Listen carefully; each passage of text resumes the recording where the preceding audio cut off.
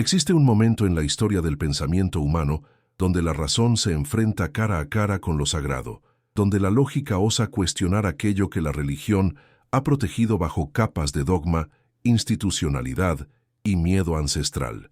Es en este instante preciso, en esta hendidura del tiempo donde emerge la figura de Baruch Spinoza, un filósofo holandés del siglo XVII que se atrevió a hacer lo que pocos se atreverían, mirar directamente a los ojos de lo divino proclamado y preguntar si realmente estamos viendo lo que creemos estar viendo. Pero antes de que podamos entender la magnitud de lo que Spinoza propone, necesitamos transportarnos a un mundo donde los milagros eran la prueba irrefutable de la existencia de Dios, donde cada plaga que cayó sobre Egipto, cada resurrección de un muerto, cada multiplicación de panes y peces, era considerado no como un evento extraordinario, sino como la manifestación directa de una voluntad divina, que interrumpe las leyes naturales para demostrar su poder absoluto.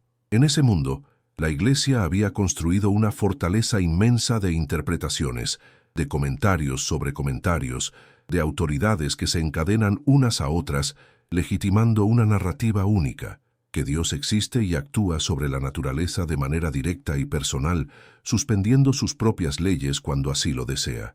Pero ¿qué sucede cuando un pensador se atreve a preguntar si esa narrativa es realmente la única forma de comprender esos eventos? ¿Qué ocurre cuando alguien sugiere que lo que la tradición ha llamado milagro podría ser simplemente un evento que nuestro conocimiento limitado de las causas naturales nos impide comprender completamente? Es decir, ¿qué pasa si lo que parece sobrenatural es simplemente lo natural que aún no hemos alcanzado a conocer? La idea que Spinoza introduce es tan simple como devastadora. Los milagros, tal como los entiende la teología tradicional, son imposibles. No porque Dios no exista, sino porque la naturaleza de Dios, según Spinoza, no es la de un ser personal que intenta e interviene en los asuntos mundanos. Spinoza concibe a Dios como naturaleza misma, como un sistema infinito de causas y efectos, donde todo está encadenado de manera necesaria, donde nada ocurre sin razón, donde cada evento es la consecuencia inevitable de las leyes que gobiernan la existencia. En este universo de Spinoza, no hay lugar para interrupciones, no hay lugar para que una voluntad externa venga a romper el orden de las cosas. Consideremos por un momento las implicaciones de esto. Durante más de 1600 años, la Iglesia cristiana había construido su autoridad moral y espiritual sobre la base de que los eventos descritos en la Biblia eran milagros, hechos que demostraban la veracidad de la fe cristiana. Cada santo que levantaba a los muertos, cada virgen que permanecía intacta tras la maternidad, cada agua que se convertía en vino, cada mar que se abría para permitir el paso de un pueblo asustado. Todo esto era considerado la evidencia de que Dios estaba del lado de la Iglesia, que su doctrina era verdadera porque sus santos y profetas podían hacer lo imposible. Pero ¿qué sucede si esos eventos nunca fueron imposibles?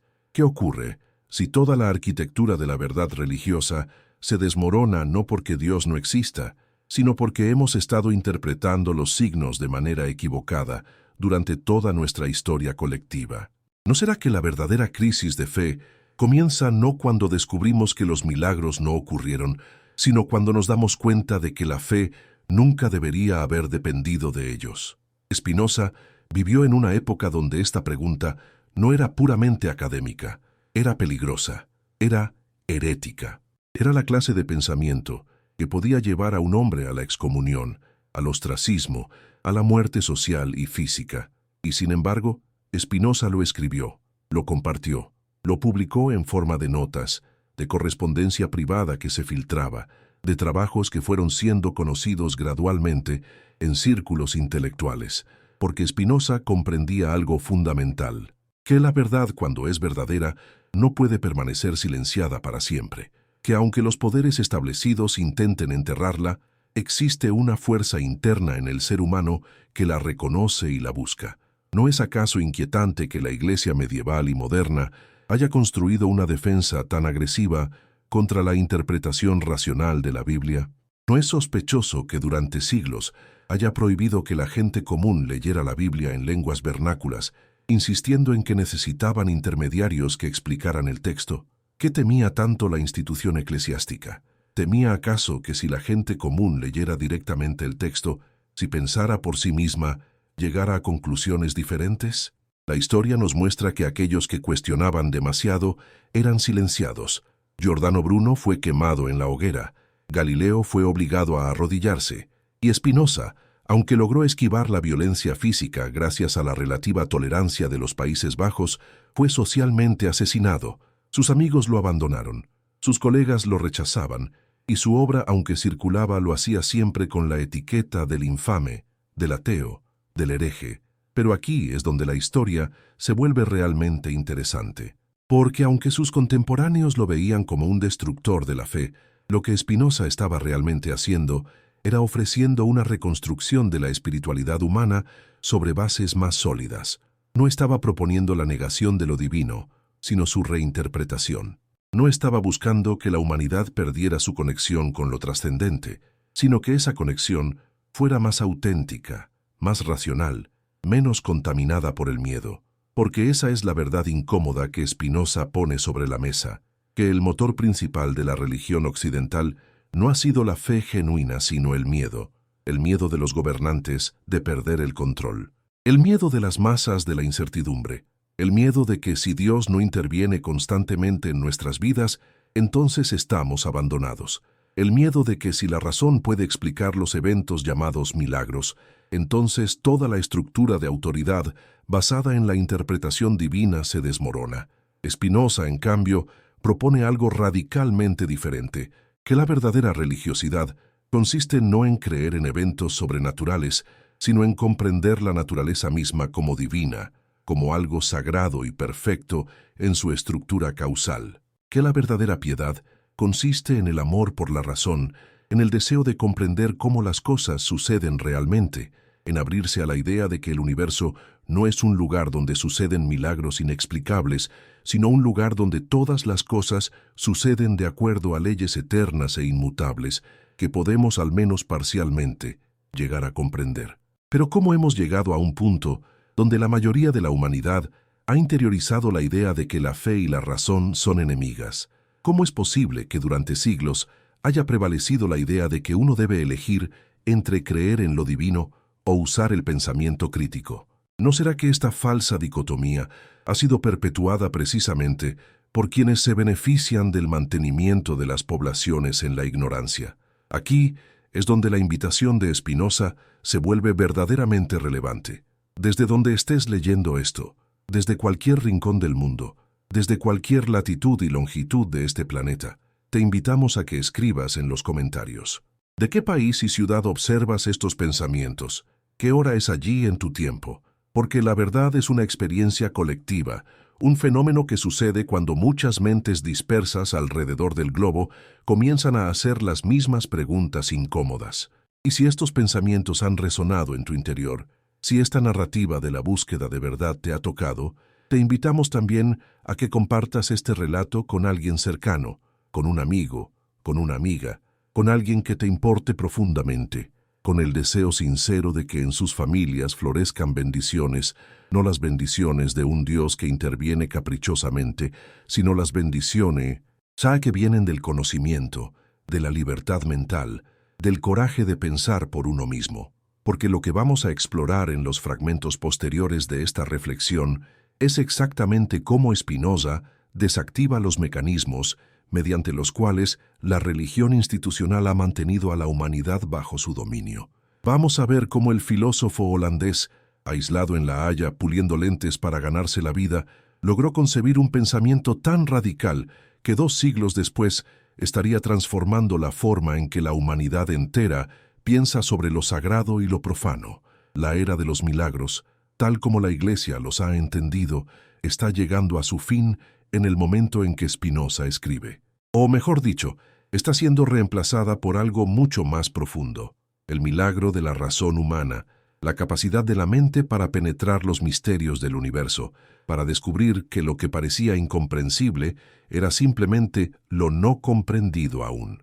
Pero esta transición no sucede sin resistencia, sin lucha, sin un costo incalculable pagado por aquellos que osaron ver la verdad cuando el mundo exigía que permanecieran ciegos. ¿No es acaso el verdadero milagro que un ser humano, un mortal ordinario, pueda llegar a comprender las estructuras eternas que gobiernan la existencia. ¿No es eso más asombroso que cualquier multiplicación de panes, cualquier resurrección de muertos? Porque mientras que un milagro sobrenatural, si fuera posible, violaría las leyes de la naturaleza, el milagro del conocimiento las honra, las respeta, las amplía. Es un milagro que respeta la integridad del universo. Así pues, en esta primera parte, hemos establecido el escenario. Hemos visto que existe un conflicto fundamental entre dos formas de interpretar la realidad. La forma que dice que Dios interviene constantemente, suspendiendo las leyes naturales, y la forma que dice que la naturaleza misma, en su totalidad, es lo divino, operando de acuerdo a leyes eternas. Hemos visto que esta no es una cuestión puramente intelectual, sino una cuestión de poder, de control, de quién tiene la autoridad para determinar qué es verdad. Y hemos visto que Spinoza, en el siglo XVII, se atrevió a hacer la pregunta que la mayoría no se atrevía a hacer. ¿Y si los milagros nunca fueron milagros, sino simplemente eventos naturales que nuestra ignorancia nos llevaba a malinterpretar? La verdad está al borde del acantilado. El abismo de la incertidumbre se abre bajo nuestros pies. Pero es precisamente en este abismo donde habita la libertad verdadera. Memento, segunda parte. El conflicto entre fe y razón. Cuando nos adentramos en los escritos de Spinoza, particularmente en su tratado teológico-político, que, aunque fue publicado de manera anónima, se filtró rápidamente entre los intelectuales de Europa, encontramos un argumento que es tan devastador en su lógica como es audaz en su presentación. Spinoza no ataca a la fe desde afuera, como lo harían los ateos de épocas posteriores. En cambio, Spinoza actúa como un cirujano que conoce la anatomía exacta de su paciente y realiza un corte preciso. Opera desde dentro de la teología misma, usando sus propias herramientas, sus propias categorías, sus propias formas de razonamiento, para llegar a conclusiones que la teología institucional no puede tolerar. Consideremos el primer acto de violencia intelectual que Spinoza perpetra contra la interpretación tradicional de los milagros. Cuando la Biblia dice que Moisés partió el Mar Rojo, la teología tradicional lo interpreta así: Dios, en su omnipotencia, suspendió las leyes de la naturaleza que gobiernan el comportamiento del agua, permitiendo que un pueblo escape de sus perseguidores. Pero Spinoza pregunta, ¿es realmente así como debemos entender este evento? Y si en cambio lo que sucedió fue que Moisés, que tenía conocimiento de las mareas, del clima, de los vientos que soplan en esa región, simplemente calculó el momento exacto en que el mar quedaría lo suficientemente bajo como para que su pueblo pudiera cruzar sin ser sumergidos? ¿No sería eso también un acto extraordinario? Un acto que requiere conocimiento y previsión, pero que no viola las leyes de la naturaleza, sino que las respeta completamente. Aquí vemos cómo Spinoza introduce lo que podría llamarse una teoría de la rareza de los milagros. No dice que los eventos descritos en la Biblia no sucedieron. Dice que eran eventos raros, excepcionales, que ocurrían de acuerdo a las leyes naturales, pero que eran tan extraordinarios, tan improbables, tan inesperados, que la gente común que los presenciaba naturalmente los interpretaba como intervenciones divinas directas. Pero esta interpretación, según Spinoza, es un error comprensible, pero un error de todas formas. ¿No es fascinante que Spinoza nos pida que consideremos que quizás no hemos estado siendo demasiado escépticos, sino demasiado crédulos? Que la verdadera sabiduría no consiste en rechazar todos los eventos extraordinarios reportados en la Biblia, sino en buscar explicaciones naturales para ellos, en respetar nuestro compromiso tanto con la razón como con los textos antiguos que nuestros antepasados nos han dejado. Pero es en su análisis de los milagros donde Spinoza llega a su punto más destructivo para la teología tradicional. Propone un argumento que es tan simple como aparentemente irrefutable. Si Dios es infinito y eterno, si Dios es la causa de todo lo que existe, entonces Dios debe haber conocido desde la eternidad todo lo que sucedería. En ese caso, ¿cómo podría un milagro ser consistente con este conocimiento absoluto? Si Dios sabe desde la eternidad que un hombre resucitará de los muertos en un momento específico, entonces esa resurrección no puede ser una excepción a las leyes de la naturaleza, sino parte de la cadena total de causas y efectos que Dios, en su infinito conocimiento, siempre supo que sucedería. En otras palabras, Spinoza nos está diciendo que incluso si aceptamos que Dios existe, incluso si aceptamos que Dios es todopoderoso, no podemos aceptar que los milagros, en el sentido de violaciones de las leyes naturales, sean posibles, porque un verdadero milagro sería una aberración en el plan divino, una sorpresa para Dios, una cosa que Dios no había previsto. Pero ¿cómo podría Dios, siendo infinito y eterno, ser sorprendido por nada? La genialidad de Spinoza reside aquí. Ha trazado una lógica tan poderosa, tan implacable, que muchos teólogos posteriores simplemente no podrían refutarla directamente. En cambio, hicieron lo que siempre hacen las instituciones cuando se ven amenazadas. Ignoraron el argumento, lo calificaron de blasfemia, declararon a su autor fuera de la comunidad e intentaron impedir que sus ideas se propagaran. Pero las ideas que son realmente verdaderas, o al menos que apuntan hacia la verdad, no pueden ser silenciadas por siempre.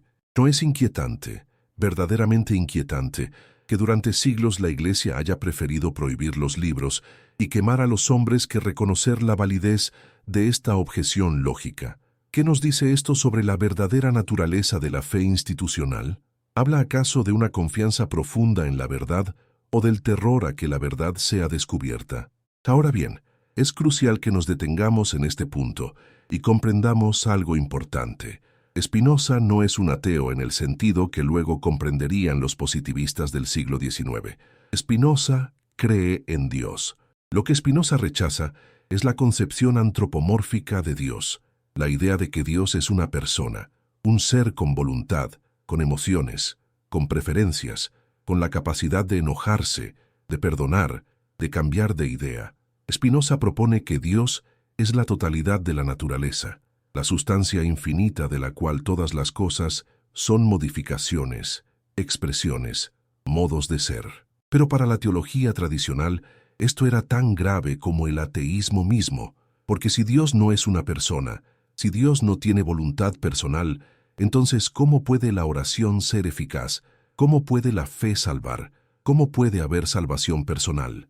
El sistema entero, la estructura completa de la religión cristiana, que depende de una relación personal entre el alma individual y Dios, se desmorona si aceptamos la reinterpretación de Spinoza. Es precisamente aquí donde debemos preguntarnos, ¿en qué consiste realmente la herejía en el contexto de la religión institucional? ¿Es una herejía algo que es falso? ¿O es una herejía algo que es verdadero pero que amenaza los intereses establecidos? Porque cuando miramos históricamente a los herejes, encontramos que a menudo tenían argumentos más sólidos que sus acusadores. Tenían lógica, evidencia, razonamiento coherente. Lo que no tenían era poder institucional. Lo que no tenían era la capacidad de hacer que sus voces resonaran en los púlpitos del mundo. Spinoza, en su época, vio claramente esto. Comprendió que había dos Biblias, por así decirlo.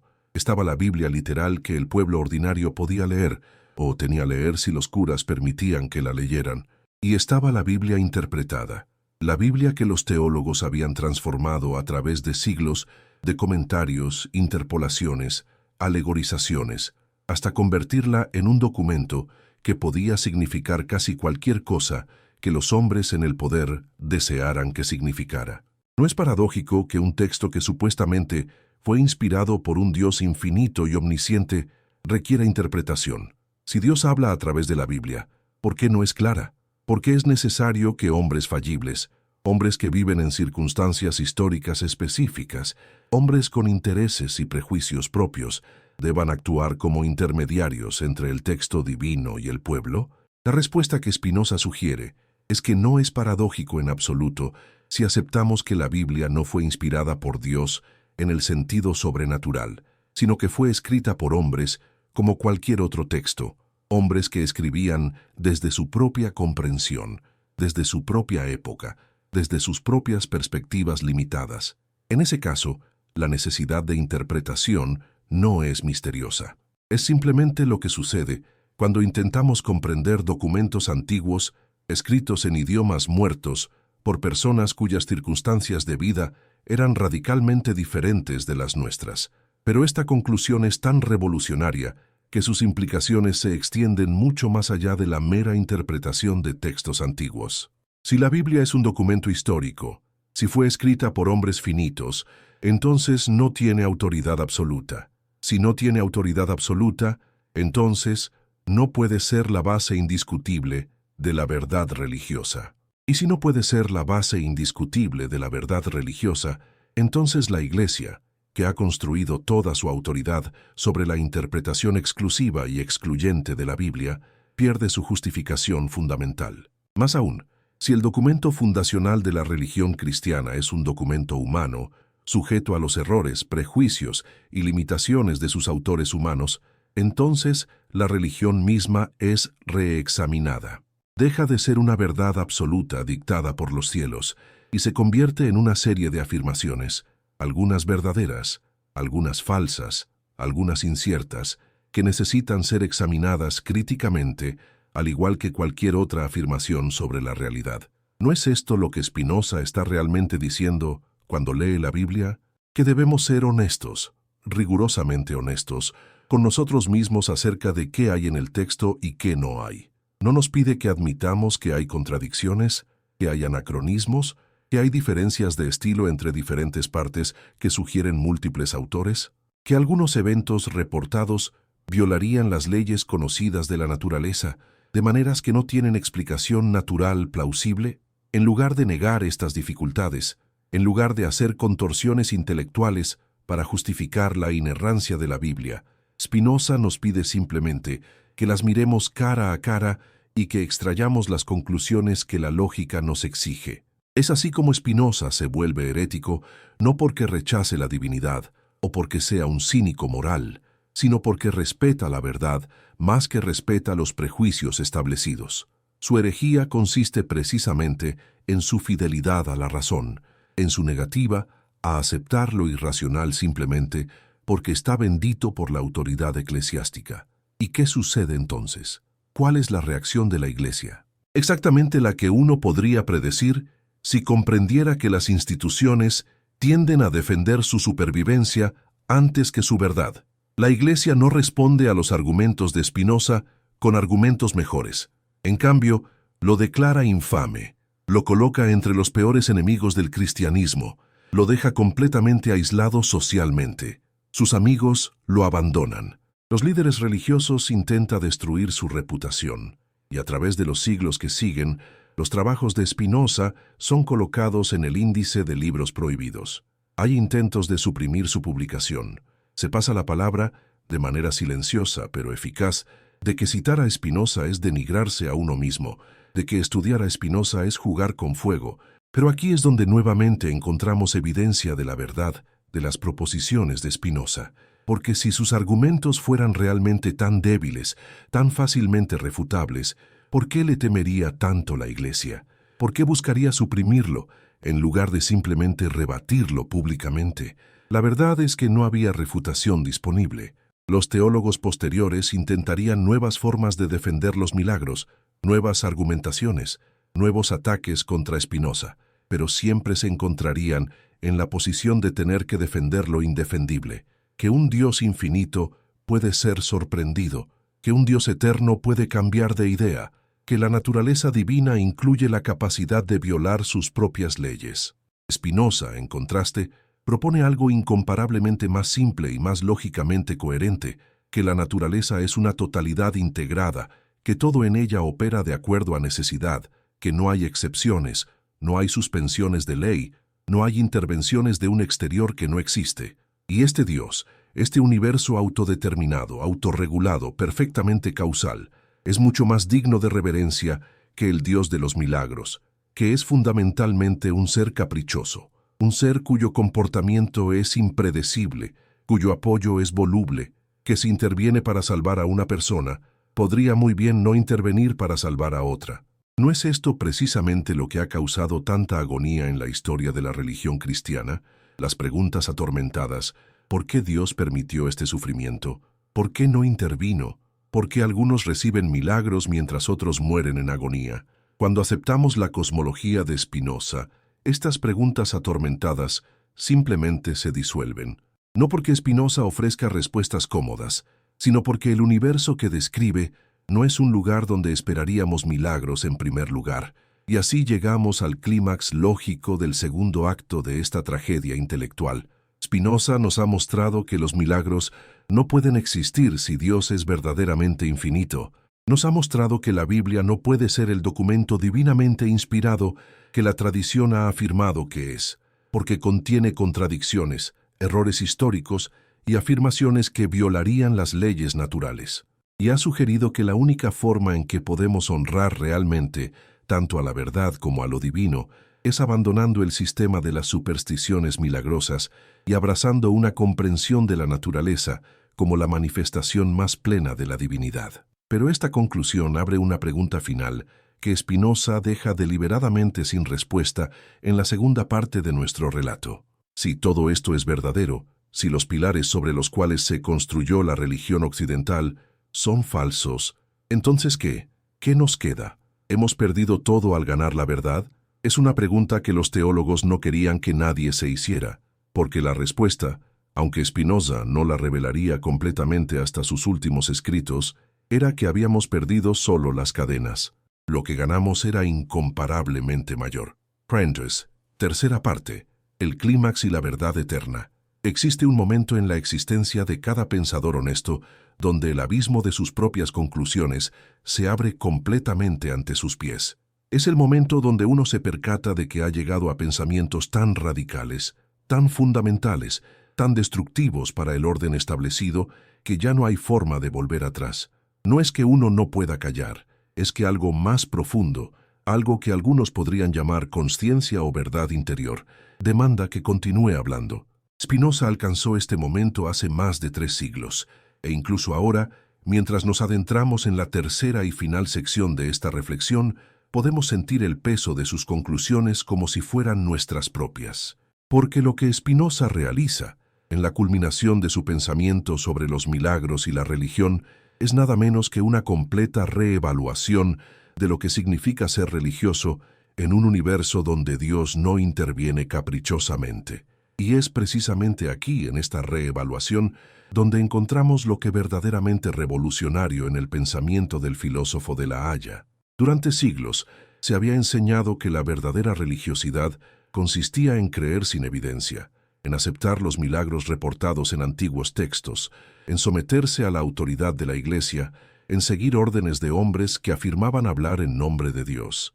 La fe era considerada como una virtud precisamente en la medida en que requería la suspensión del pensamiento crítico. Cree, aunque sea absurdo, parecía ser el mensaje implícito. La verdadera fe es la que persiste a pesar de toda evidencia en contrario.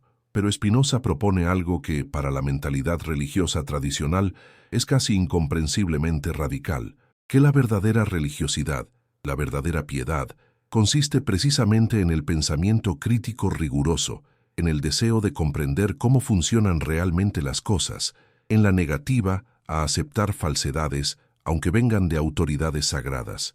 Que la verdadera fe no es una fe ciega, sino una comprensión clara de las estructuras eternas que gobiernan la existencia, un amor intelectual de Dios que surge no del miedo o la manipulación, sino de la claridad del pensamiento. ¿No es esto verdaderamente revolucionario? ¿No es esto virtualmente la inversión completa de la pirámide de valores sobre la cual la religión occidental ha sido construida? Consideremos cuidadosamente lo que Spinoza está diciendo en su Ética, que es donde desarrolla plenamente estas ideas. Para Spinoza, la salvación del alma no es alcanzada a través de la fe en milagros. La salvación es alcanzada a través del conocimiento de la tercera clase. ¿Qué es este conocimiento? Es la comprensión de todas las cosas particulares como expresiones necesarias de una totalidad infinita. Es el conocimiento que reconoce la necesidad en todo lo que sucede. Es la comprensión de que nada podría haber sido de manera diferente de cómo es porque todo fluye necesariamente de la naturaleza de Dios, que es idéntica a la naturaleza en sí misma. ¿Cuándo se alcanza este conocimiento? Cuando el ser humano comprende verdaderamente que todo lo que sucede, incluyendo sus propias acciones, sus propios deseos, sus propias limitaciones, todo fluye de una necesidad infinita. Entonces, sucede algo notable. Nace la paz. No la paz del que está esperando un milagro y esperando que tal vez, si reza lo suficiente, Dios se apiade de él. No la paz de la ignorancia, sino la paz de uno que ha visto la verdad y ha encontrado que es bella, necesaria, perfecta en su estructura. Esta paz que Spinoza describe es, en cierto sentido, la verdadera felicidad religiosa, porque ya no depende de que suceda nada en el mundo externo. Depende únicamente de la comprensión interna, de la capacidad del alma para pensar más claramente sobre su propia existencia. Un hombre puede estar en la cárcel, tortured, muriendo, pero si entiende verdaderamente la necesidad de su situación, si la ve como parte de una totalidad inteligible más grande, entonces experimenta una libertad interior que ninguna cadena externa puede quitarle. ¿No es esto lo que los mártires cristianos primitivos experimentaban? ¿No nos dicen los relatos que mientras eran ejecutados por sus torturadores experimentaban una paz sobrenatural? Pero ¿de dónde venía esta paz? ¿De verdad de un milagro? ¿De una intervención sobrenatural que suspendía el dolor físico? ¿O venía de una comprensión profunda, una fe no en eventos sobrenaturales, sino en que existe un significado en el sufrimiento, una razón por la cual esto estaba sucediendo? Spinoza sugeriría que es lo segundo, que la paz del mártir viene no de una suspensión de la ley natural, sino de una comprensión más profunda de la ley natural. Y que cuando finalmente comprendemos completamente la naturaleza de la realidad, cuando llegamos al conocimiento de la tercera clase, nos percatamos de que el sufrimiento mismo es una especie de ilusión, no porque no sea real materialmente hablando, sino porque es solo una perspectiva limitada de una totalidad que es infinita y perfecta. ¿Pero es esta apenas una forma más sofisticada de escapismo? ¿Es Spinoza simplemente reemplazando los milagros con una sutileza filosófica que produce el mismo efecto? ¿Hacernos aceptar la realidad tal como es sin protestar? No, la diferencia es fundamental. Cuando una persona es reconciliada con la realidad a través de la esperanza en un milagro, es reconciliada de manera falsa. Espera que Dios vuelva a intervenir, que el problema será eliminado mediante una violación de las leyes naturales. Mientras espera, no actúa. Mientras espera, no transforma la realidad, porque ¿por qué transformar lo que Dios va a arreglar de todas formas? Pero cuando alguien es reconciliado con la realidad a través de la comprensión spinoziana, esta reconciliación no impide la acción. En cambio, la clarifica, porque uno ya no está esperando un milagro. Uno comprende las causas reales de su situación y puede actuar sobre estas causas. Si estoy siendo oprimido, no espero que un milagro me libere. En cambio, encuentro las causas de mi opresión. Encuentro a otros que sufren lo mismo, y juntos trabajamos para transformar la situación. Estoy actuando de acuerdo a la naturaleza, de acuerdo a la razón, de acuerdo a la estructura causal real de la realidad. Es precisamente aquí donde encontramos la verdadera potencia revolucionaria del pensamiento de Spinoza. Al demostrar que los milagros son imposibles, al mostrar que todo lo que sucede de acuerdo a causas naturales, Spinoza ha liberado a la humanidad de la esperanza vana en intervenciones divinas y la ha colocado directamente frente a su propia responsabilidad. En un universo sin milagros, tenemos poder, tenemos la capacidad de transformar las cosas. Porque si las cosas pueden ser diferentes, entonces pueden serlo a través de nuestras acciones. La Iglesia, cuando comprendió esta lógica, comprendió también por qué Spinoza era verdaderamente peligroso. Porque no era peligroso simplemente porque negara los milagros. Era peligroso porque estaba colocando el poder en manos de la gente común, diciéndoles que no necesitaban intermediarios, que no necesitaban milagros, que tenían la capacidad, mediante la razón, de comprender el mundo y de transformarlo. ¿Ves ahora por qué la Iglesia debía silenciarlo? Pero veamos cómo Spinoza desarrolla estas ideas incluso más adelante. Propone que existe una alegría, una verdadera alegría, y no una mera ausencia de sufrimiento, que viene de la actividad del pensamiento. Cuanto más claro piensa un ser humano, cuanto más comprende las causas de las cosas, cuanto más se da cuenta de que es un modo del ser infinito, cuanto más se percata de su conexión necesaria con toda la existencia, tanto más aumenta su perfección, su potencia de actuar. Y esta perfección creciente es la verdadera felicidad humana. ¿Ves cómo Spinoza mantiene elementos que la religión considera sagrados, pero los fundamenta de manera completamente diferente? La religión hablaba de salvación, de felicidad, de paz, de amor. Spinoza también habla de todas estas cosas, pero las fundamenta no en milagros sobrenaturales, sino en la estructura de la realidad misma. La salvación viene de la claridad de pensamiento. La felicidad viene del aumento de la perfección a través de la comprensión. La paz viene de la aceptación de la necesidad. El amor verdadero, el amor de la tercera clase, viene de la comprensión de que aquello que amamos es una manifestación del ser infinito. Es una espiritualidad completamente diferente de la que la religión tradicional ofrecía. Pero en muchos sentidos es más elevada, más profunda, más duradera, porque no depende de la llegada de ningún evento milagroso, no depende de la intervención de ninguna autoridad eclesiástica, depende únicamente de la capacidad del individuo humano para pensar, para comprender, para amar. Y esto nos lleva a un punto de quiebre en nuestro relato. Porque cuando Spinoza escribe estas cosas en su aislamiento de La Haya, mientras pule lentes para ganarse la vida, mientras es rechazado por amigos y perseguido por enemigos, él sabe algo que sus contemporáneos no pueden comprender. Sabe que está escribiendo para un futuro que no verá.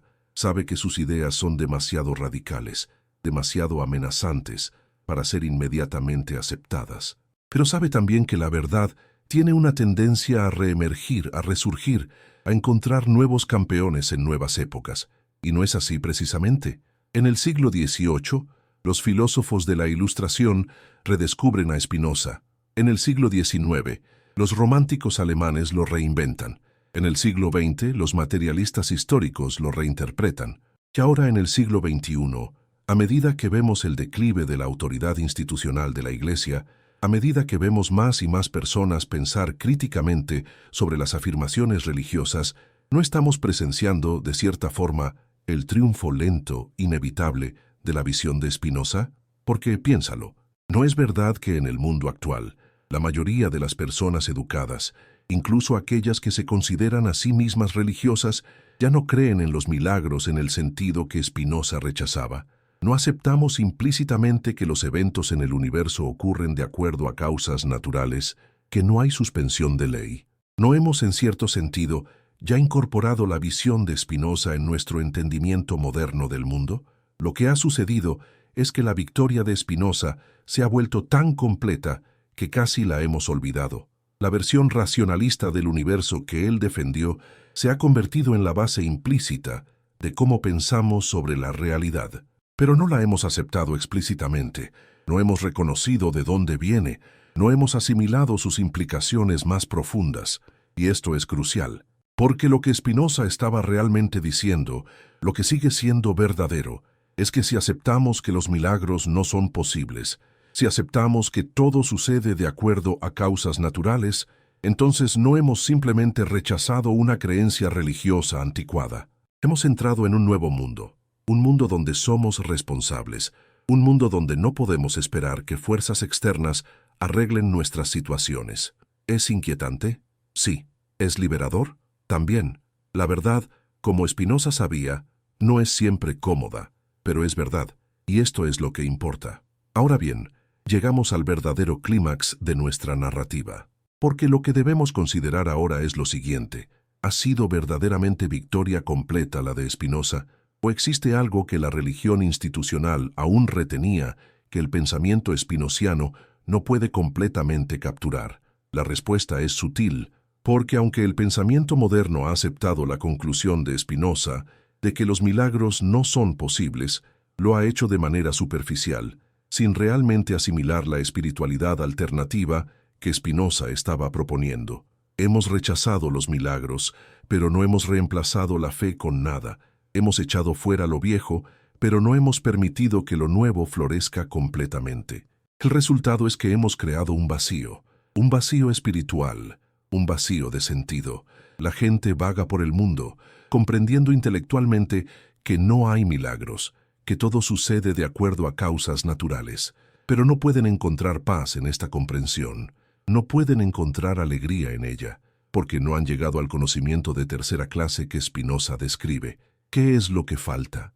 Lo que falta es precisamente lo que la religión, en su forma distorsionada por el miedo y la manipulación, estaba intentando proporcionar: un sentido de conexión con algo infinito, una sensación de pertenencia a una totalidad mayor que uno mismo, una fuente de significado que trascienda los intereses egoístas inmediatos. Spinoza propone que esto puede ser recuperado, no mediante los milagros, sino mediante el amor intelectual de Dios, mediante la comprensión de que el universo en su totalidad es perfecto, que en él tenemos nuestro lugar, que comprendiendo nuestra naturaleza y nuestra conexión necesaria con toda la existencia, experimentamos una alegría que no depende de que nada externo cambie. Pero ¿cómo podemos experimentar esto realmente? ¿Cómo podemos pasar de la comprensión intelectual a la vivencia concreta? Esta es la pregunta que sigue a Spinoza a través de los siglos. Es la pregunta que aquellos que han verdaderamente comprendido sus argumentos deben enfrentar. Porque demostrar que los milagros son lógicamente imposibles es una cosa. Vivir gozosamente en un universo sin milagros es otra cosa completamente diferente.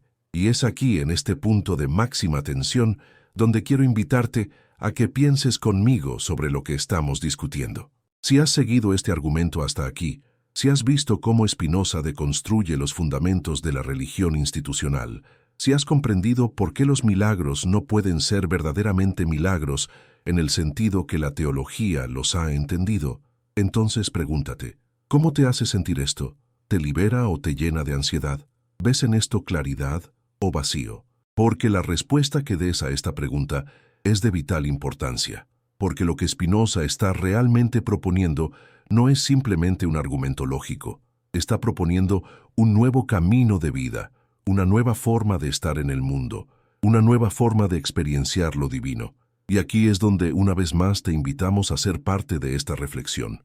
Desde donde estés, desde cualquier rincón de este planeta donde el lenguaje de la verdad resuena en tu corazón, te pedimos que escribas en los comentarios: ¿cuál es tu ciudad? ¿Cuál es tu país?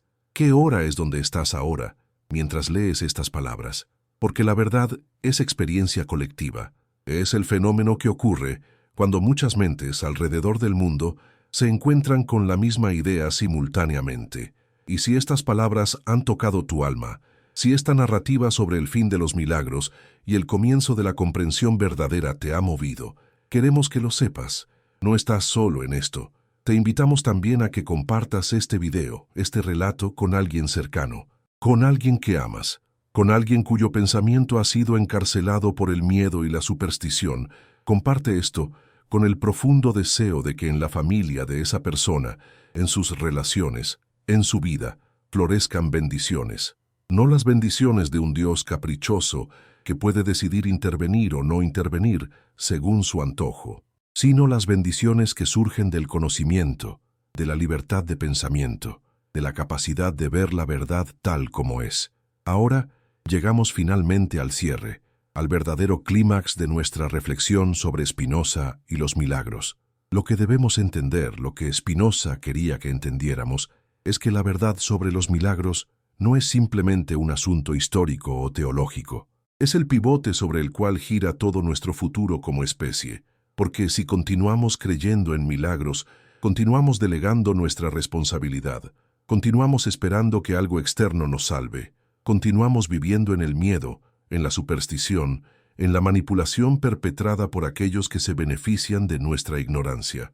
Continuamos siendo esclavos espirituales. Pero si aceptamos la conclusión de Spinoza, si reconocemos que los milagros son imposibles, que todo en el universo ocurre de acuerdo a causas naturales, entonces hemos dado el primer paso hacia la verdadera libertad, porque entonces nos percatamos de que el poder está en nosotros, que somos responsables de nuestras vidas, que el mundo puede ser transformado no mediante la intervención divina, sino mediante la acción humana, informada por el conocimiento. ¿No es esto lo que realmente significa ser religioso en el sentido de Spinoza? No es creer en lo imposible, es comprender lo posible, es respetar la estructura de la realidad, es amar lo que es verdadero, es vivir de acuerdo a la naturaleza de nuestra propia razón. Y cuando finalmente alcanzamos esta comprensión, cuando finalmente dejamos de esperar milagros y empezamos a actuar basados en la comprensión de las causas reales que gobiernan el mundo, entonces sucede algo verdaderamente extraordinario. Descubrimos que la vida misma se convierte en un milagro, no porque viole las leyes naturales, sino porque la contemplación clara de cómo las cosas realmente funcionan, la comprensión de nuestra propia naturaleza como seres racionales, el reconocimiento de nuestra conexión necesaria con la totalidad infinita de la existencia. Todo esto es más hermoso, más sorprendente, más digno de adoración que cualquier violación de la ley natural jamás podría ser. Spinoza no destruyó la religión.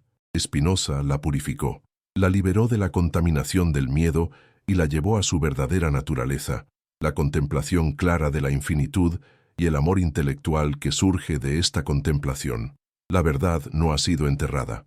Fue enterrada durante siglos bajo capas de dogma, de autoridad institucional, de miedo propagado deliberadamente. Pero la verdad no es lo que muere bajo tierra. La verdad es lo que germinea.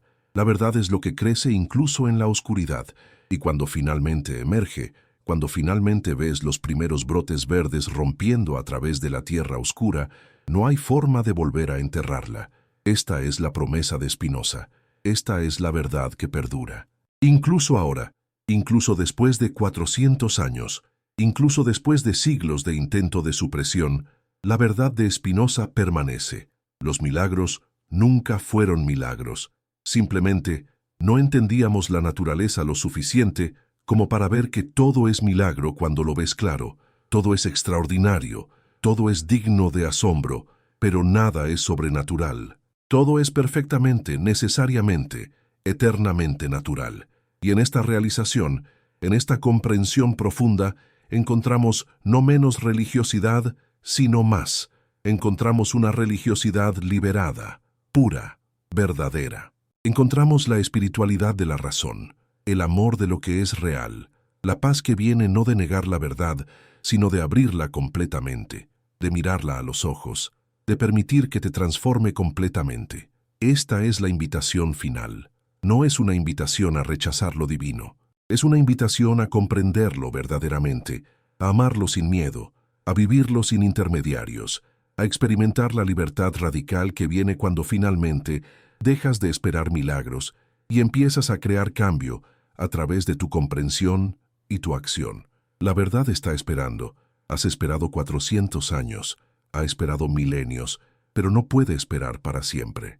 En algún momento, cada ser humano tiene que enfrentarse a la pregunta que Spinoza hizo. ¿Creerás en los milagros que violarían la naturaleza que amas? ¿O aprenderás a amar la naturaleza tal como es realmente? La respuesta a esta pregunta determinará quién eres, determinará qué tan libre eres, determinará si vivirás como esclavo del miedo o como un ser verdaderamente despierto. Spinoza ya ha respondido. Ahora la pregunta es para ti. Cuando nos adentramos en los escritos de Spinoza, particularmente en su tratado teológico-político, que, aunque fue publicado de manera anónima, se filtró rápidamente entre los intelectuales de Europa, encontramos un argumento que es tan devastador en su lógica como es audaz en su presentación. Spinoza no ataca a la fe desde afuera, como lo harían los ateos de épocas posteriores. En cambio, Spinoza actúa como un cirujano que conoce la anatomía exacta de su paciente y realiza un corte preciso. Opera desde dentro de la teología misma, usando sus propias herramientas, sus propias categorías, sus propias formas de razonamiento, para llegar a conclusiones que la teología institucional no puede tolerar. Consideremos el primer acto de violencia intelectual que Spinoza perpetra contra la interpretación tradicional de los milagros. Cuando la Biblia dice que Moisés partió el Mar Rojo, la teología tradicional lo interpreta así. Dios, en su omnipotencia, suspendió las leyes de la naturaleza que gobiernan el comportamiento del agua, permitiendo que un pueblo escape de sus perseguidores. Pero Spinoza pregunta, ¿es realmente así como debemos entender este evento? Y si en cambio lo que sucedió fue que Moisés, que tenía conocimiento de las mareas, del clima, de los vientos que soplan en esa región, simplemente calculó el momento exacto en que el mar quedaría lo suficientemente bajo como para que su pueblo pudiera cruzar sin ser sumergidos? ¿No sería eso también un acto extraordinario? Un acto que requiere conocimiento y previsión, pero que no viola las leyes de la naturaleza, sino que las respeta completamente. Aquí vemos cómo Spinoza introduce lo que podría llamarse una teoría de la rareza de los milagros. No dice que los eventos descritos en la Biblia no sucedieron. Dice que eran eventos raros, excepcionales, que ocurrían de acuerdo a las leyes naturales, pero que eran tan extraordinarios, tan improbables, tan inesperados, que la gente común que los presenciaba naturalmente los interpretaba como intervenciones divinas directas. Pero esta interpretación, según Spinoza, es un error comprensible, pero un error de todas formas. ¿No es fascinante que Spinoza nos pida que consideremos que quizás no hemos estado siendo demasiado escépticos, sino demasiado crédulos? Que la verdadera sabiduría no consiste en rechazar todos los eventos extraordinarios reportados en la Biblia, sino en buscar explicaciones naturales para ellos, en respetar nuestro compromiso tanto con la razón como con los textos antiguos que nuestros antepasados nos han dejado. Pero es en su análisis de los milagros donde Spinoza llega a su punto más destructivo para la teología tradicional. Propone un argumento que es tan simple como aparentemente irrefutable. Si Dios es infinito y eterno, si Dios es la causa de todo lo que existe, entonces Dios debe haber conocido desde la eternidad todo lo que sucedería. En ese caso, ¿cómo podría un milagro ser consistente con este conocimiento absoluto?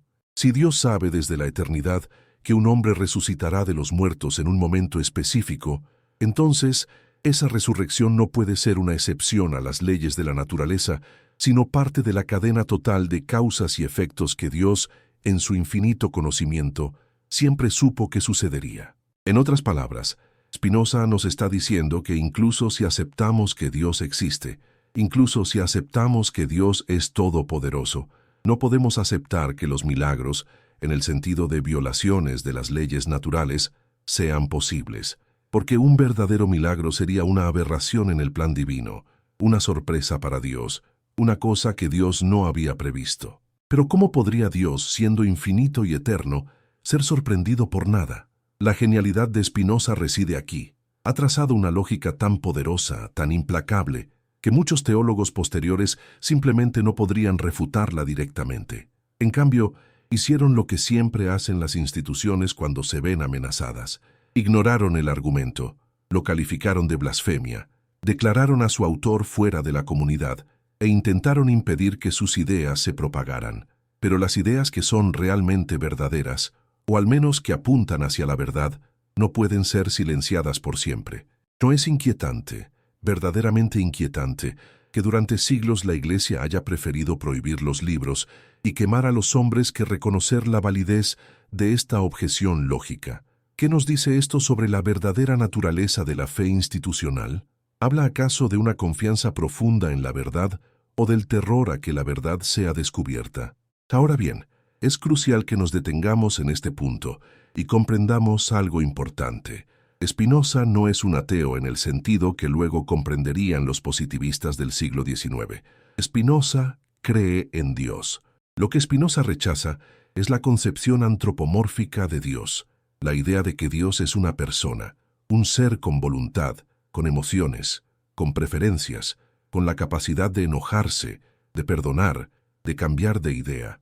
Spinoza propone que Dios es la totalidad de la naturaleza, la sustancia infinita de la cual todas las cosas son modificaciones, expresiones, modos de ser. Pero para la teología tradicional, esto era tan grave como el ateísmo mismo, porque si Dios no es una persona, si Dios no tiene voluntad personal, entonces ¿cómo puede la oración ser eficaz? ¿Cómo puede la fe salvar? ¿Cómo puede haber salvación personal? El sistema entero, la estructura completa de la religión cristiana, que depende de una relación personal entre el alma individual y Dios, se desmorona si aceptamos la reinterpretación de Spinoza. Es precisamente aquí donde debemos preguntarnos, ¿en qué consiste realmente la herejía en el contexto de la religión institucional? ¿Es una herejía algo que es falso? ¿O es una herejía algo que es verdadero pero que amenaza los intereses establecidos? Porque cuando miramos históricamente a los herejes, encontramos que a menudo tenían argumentos más sólidos que sus acusadores. Tenían lógica, evidencia, razonamiento coherente. Lo que no tenían era poder institucional. Lo que no tenían era la capacidad de hacer que sus voces resonaran en los púlpitos del mundo. Spinoza, en su época, vio claramente esto. Comprendió que había dos Biblias, por así decirlo. Estaba la Biblia literal que el pueblo ordinario podía leer, o tenía leer si los curas permitían que la leyeran, y estaba la Biblia interpretada, la Biblia que los teólogos habían transformado a través de siglos de comentarios, interpolaciones, alegorizaciones, hasta convertirla en un documento que podía significar casi cualquier cosa que los hombres en el poder desearan que significara. ¿No es paradójico que un texto que supuestamente fue inspirado por un Dios infinito y omnisciente requiera interpretación? Si Dios habla a través de la Biblia, ¿por qué no es clara?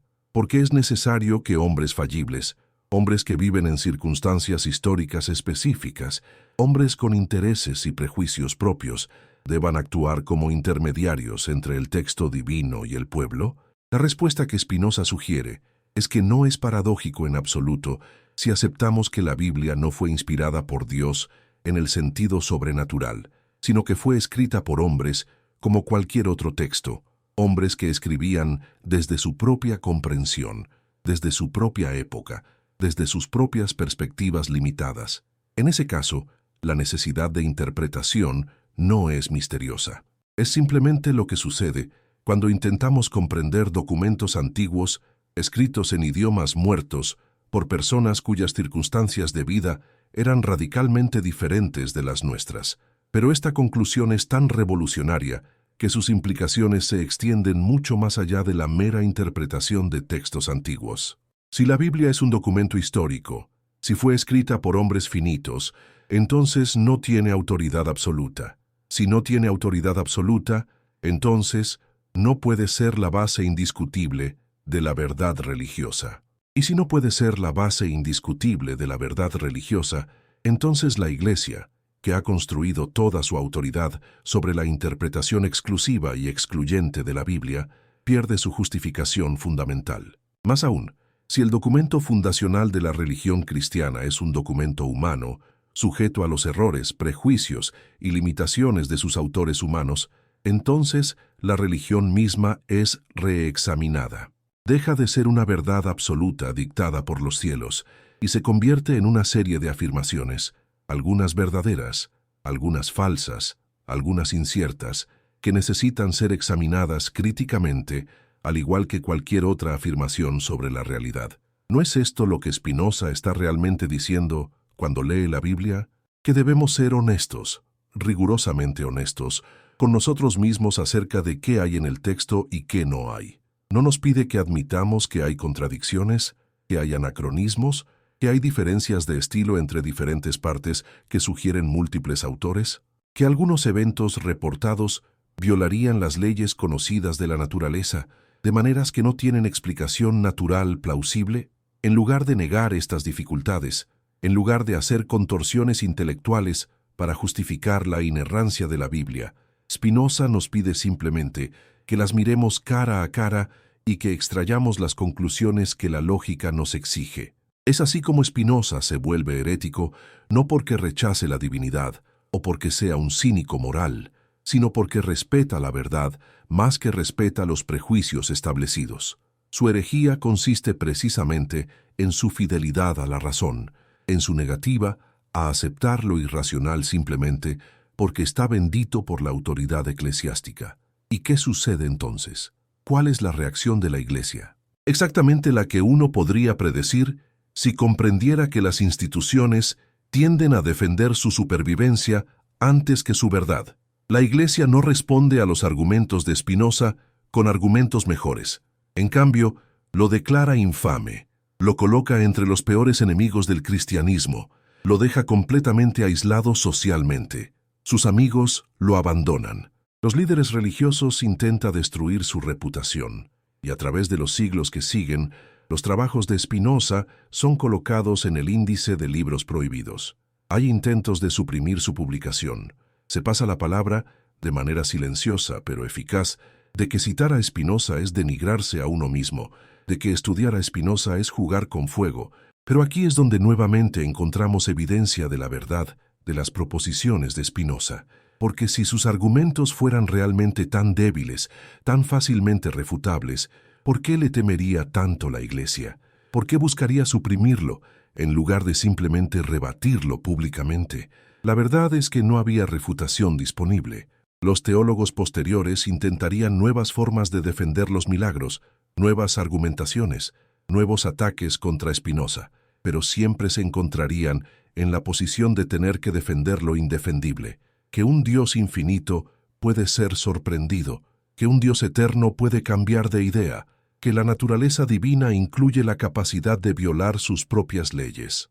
Spinoza, en contraste, propone algo incomparablemente más simple y más lógicamente coherente, que la naturaleza es una totalidad integrada, que todo en ella opera de acuerdo a necesidad, que no hay excepciones, no hay suspensiones de ley, no hay intervenciones de un exterior que no existe.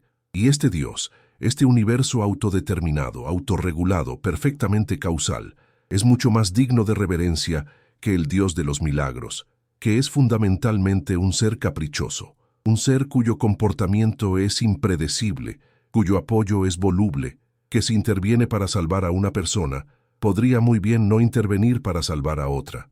¿No es esto precisamente lo que ha causado tanta agonía en la historia de la religión cristiana?